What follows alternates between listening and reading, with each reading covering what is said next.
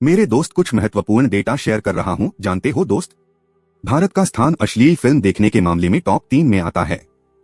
लगभग 80% या उससे कहीं अधिक युवा भारत में पोर्न फिल्में देखते हैं।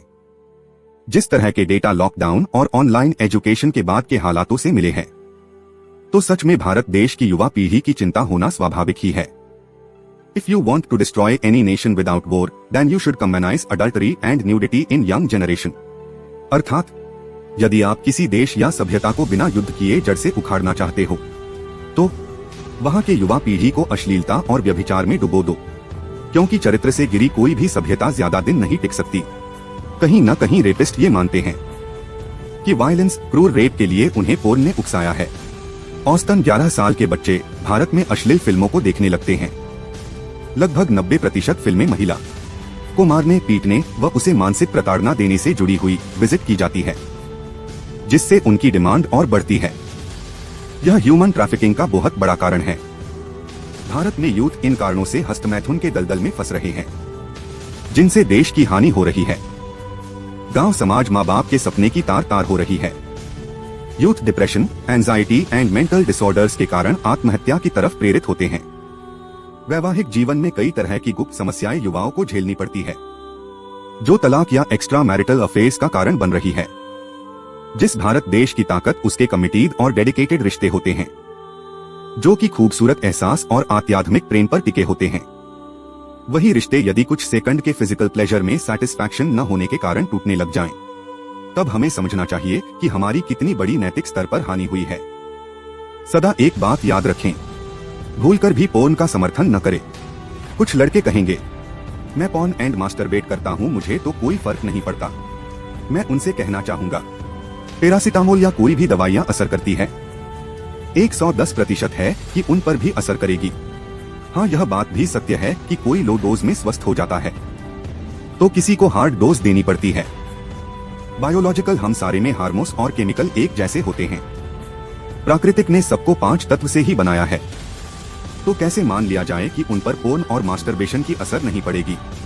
मेरे दोस्त, पोर्न और मास्टरबेशन इतनी स्लो मोशन में, इतनी बारीकी से दिमाग और शरीर को तोड़ती है कि आपको पता भी नहीं चलेगा कहाँ से तोड़ा है। दी लल्लन टॉप यूट्यूब चैनल पे एक डॉक्टर ने साहिबा आई थी। वह बोल रही थी कि महीने में 21 बार मास्टरबेशन सही है। मेरे दोस्त, लॉजिक समझो। मोटर ऑन करते हैं, 2 से 3 सेकंड बाद ही हमें पानी मिलने लगती है, तो इसका मतलब यह थोड़ी है कि पानी नजदीक है। जरा सोचिए, 250 से 300 फीट नीचे से पानी को खींच कर लाता है। कितनी ऊर्जा, कितनी फिजिक्स के नियम लगते हैं उसमें। वैसे ही हम 21 बार मास्टरबेट करेंगे, मतलब हर दिन 1 बार। तो सोचो मेरे दोस्तों, अश्लील यादें कुछ घंटे पहले ही आ चुकी होगी, तभी तो मास्टरबेट करते हैं।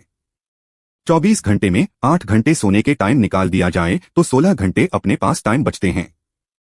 16 घंटे में हम 2 घंटे अश्लील बातों में ध्यान दें, और दिल से तो आप भली भांति परिचित होंगे। दिल मांगे मोर, और यह कब आदत में बदल जाएगी आपको पता नहीं चलेगा। आपने एक न्यूज देखा होगा, दिल्ली मेट्रो में कोई शख्स पोर्न देखते हुए मास्टरबेट कर रहा था। वीडियो खूब वायरल हुई थी। अभी 4 जनवरी की बात है। एक 47 साल का व्यक्ति एक लड़की के मुंह पे मास्टरबेट कर रहा था। अब आप बताओ, क्या एक दिन में इस दुर्दशा तक पहुंचा था वह? कोई भी व्यक्ति पहली बार स्टेज शो करने जाता है तो उसके हार्ट बीट तेज जाता है, घुटने कांपने लगते हैं, पैर लड़खाने लगते हैं, शरीर कांपने लगता है, और यही वह कंटिन्यू रखता है तो एक समय ऐसा आता है कि सैकड़ों हजारों भीड़ में भी बहुत ही आसानी से परफॉर्म करता है। यहां तक कि माइक के लिए झगड़ भी लेते हैं। अब आप बताओ कितने दिनों से गंदी क्रिया में मगन होगा। तभी तो उसे जरा सा भी समझ आया कि मैं पब्लिक प्लेस पर हूं, क्या का उचित है क्या अनुचित। मैं भी आपको तभी तक समझा पाऊंगा जब तक आप पोर्न और मास्टरबेशन या किसी प्रकार की लत का शिकार नहीं हैं। अगर आप इसके आदी हो जाते हैं, फिर कितना भी वीडियो देख लो कोई फर्क नहीं पड़ेगा। हमारा फ्रंटल लोब एक्टिव होगा ही नहीं कि कुछ क्रिएटिव किया जाए। और आजकल की फिल्में भी वैसे ही बनाई जा रही है। हाल ही में एक मूवी आई थी, एनिमल, पूछो मत मेरे भाई, कितनी बेकार मूवी थी। अगर तुम्हारी उम्र 13 से 20 साल के बीच में है तो यह बात नहीं समझ पाओगे, क्योंकि इसी उम्र में बहुत सारे हार्मोन्स बनने शुरू होते हैं। हर चीज क्विकली चाहिए। आजकल माहौल ऐसा क्रिएट हो चुका है जिसका पूरा योगदान हमारे फिल्म इंडस्ट्री को जाता है। शराब शबाब को ही प्रमोट करते हैं और महिलाओं को सिर्फ वस्तु यानी कि ऑब्जेक्ट के रूप में पेश करता है। बस इतनी सी बात है। भारत का युवा बदलता है तो विश्व की तस्वीर बदल जाएगी, क्योंकि आज सबसे ज्यादा युवा भारत में हैं। यह हम सभी का सौभाग्य है, लेकिन अब हमें उन्हें बचाना है।